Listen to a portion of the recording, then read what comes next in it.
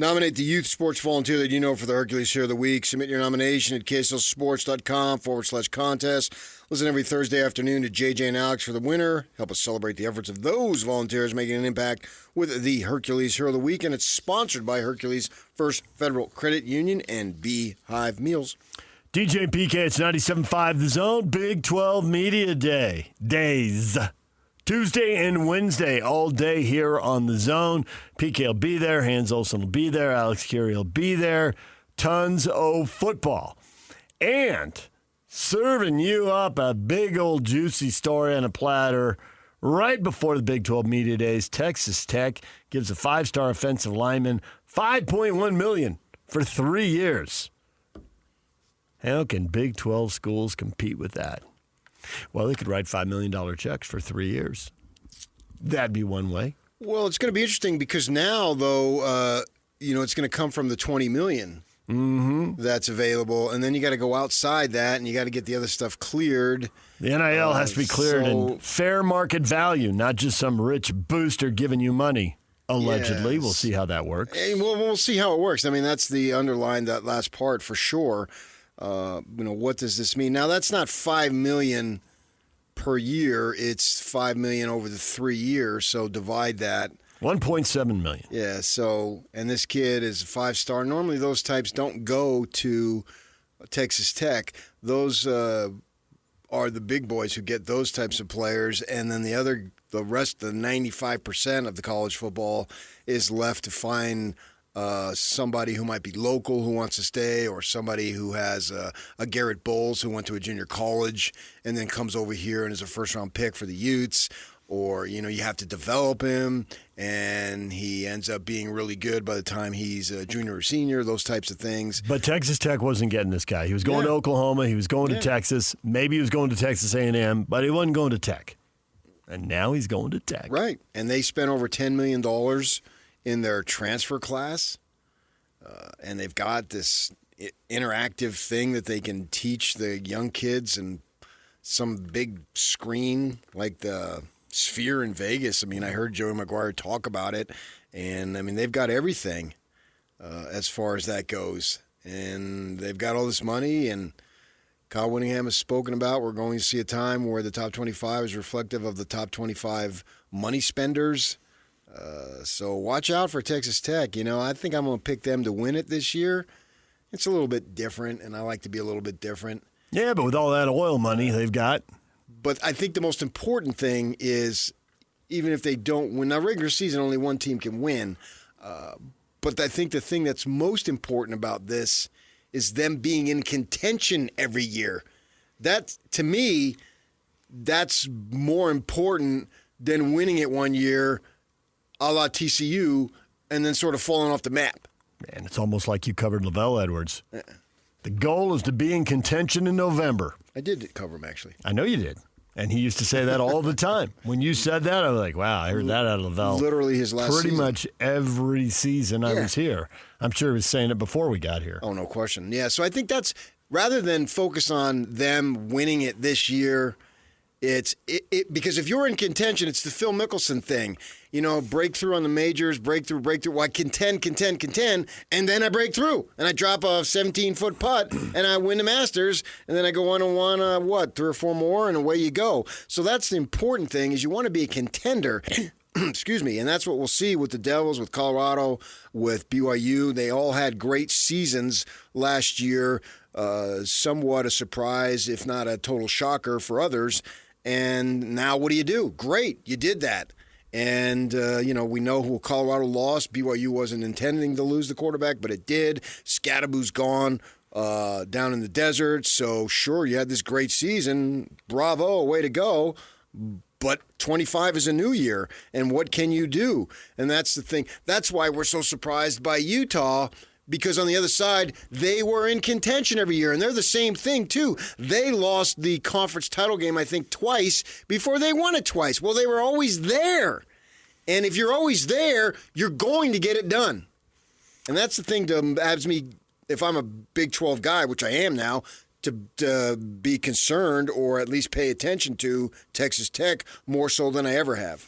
If you find a way to always be in contention, you're going to find a way to get people to renew their season tickets, and you're going to have the big crowds. And we've talked before about how the athletes, and this is true regardless of whether there's no money, a little money, or a lot of money, everybody wants to play in front of a big crowd where it's a big deal.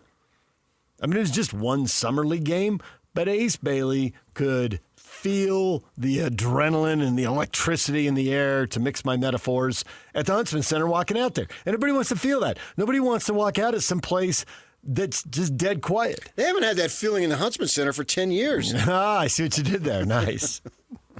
Well, they had it when Donovan was up there. The last time they rebuilt the arena. I don't think they had it to this degree. No, I can see that. I mean, to a degree, Donovan did sneak up on people. But we digress. But you create that energy, that attitude. The people are re-upping because you're always in the mix. That attracts more athletes.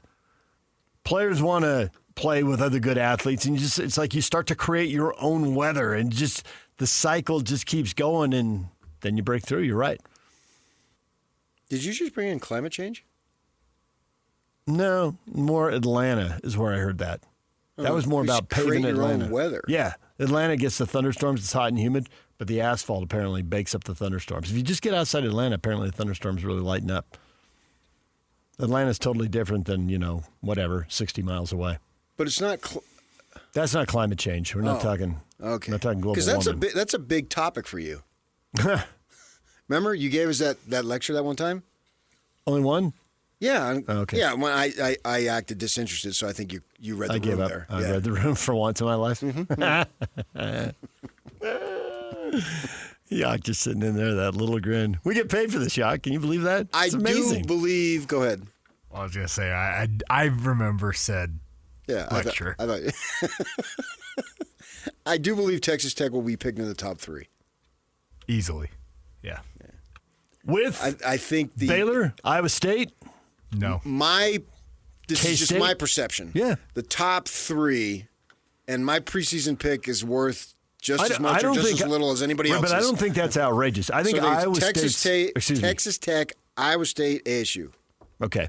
I think that the money Texas Tech has been thrown around, right? You've got the 2 alums, they get married, they got the oil business, they sell the company, they got $1 gazillion. I think she played volleyball, and so they're funding a couple of sports big time. We saw the women's softball.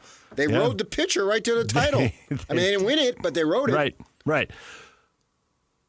So I wouldn't be surprised at all, because the money has just been such a huge offseason headline. I'd really be a little surprised if they weren't top 3. Now, as far as picking them to win it, maybe that puts you out there on an island. But I can't believe somebody's going to be picking them 6th or 7th now. I don't think so. Without an official poll there, that kind of takes some of the steam out of this. But you can still go through. Phil Steele. It's so stupid. I know. Phil Steele's got his predictions, and the odds makers have their odds. Actually, mine will be published. I just saw some odds today on this. Circus Sports just put theirs out for the Big 12. Was that what it was? It was a Circus Sports this morning? I've got them if you want them real quick. You know we do, Yak. So, top end of the conference, PK's beloved Sun Devils, 8.5 wins. Look at you go. Matched by Kansas State and Texas Tech, both at 8.5. At 7.5 wins, Baylor, Iowa State, Utah, Kansas 7, BYU 6.5, Houston 6.5, TCU 6.5, and then goes down from there. So, I would never bet, but I would take the BYU over. So I ran into a BYU fan who's frequently at RSL games, and I tend to see him on the way out. And he's a huge BYU fan, and he wanted to know the numbers. And I'm like, listen, this is hard because I don't know about these opponents, right? There's just too much change, and I don't know. But I said, before Retzlaff, I was thinking 10-2 is possible, and now I'm thinking like 8-4. He was incensed at the thought that the Cougars would lose 4 games. He was just... Show them to me on the schedule. I mean, you can't see them on the schedule. I didn't see the Kansas loss coming last year on the Friday before the game. I didn't know they were going to lose that game. Stuff happens. It's college football. Sure, yeah. But I feel like I have a much better feel for the Big 12 this year than I did last year. No, I can see that. And nobody had a feel for it last year, reflective of the crazy nature of the season. Yep. And the bottom were at the top and vice versa. But I think I have a better feel this year for what I think what's going to. But I mean, I'm not saying, well, man, I know I feel so strong. Not at all. But I think because I think there's several teams that, in order to, I look at the regular season as the first place, and so from there, and I realize you're getting a 1-game basis, and You're talking more about finishing first place than winning the league. yeah, Because a couple years ago, TCU was undefeated. They were 3 games in front of K-State, but K-State won the Big 12 title game, and they won the league. to and me, that TCU won the league. I know, and it just felt hollow. Like K-State can die. And if I played for K-State, I'd jump around too. Yeah. But it's like you were 3 games Jump around. Jump around, thank you.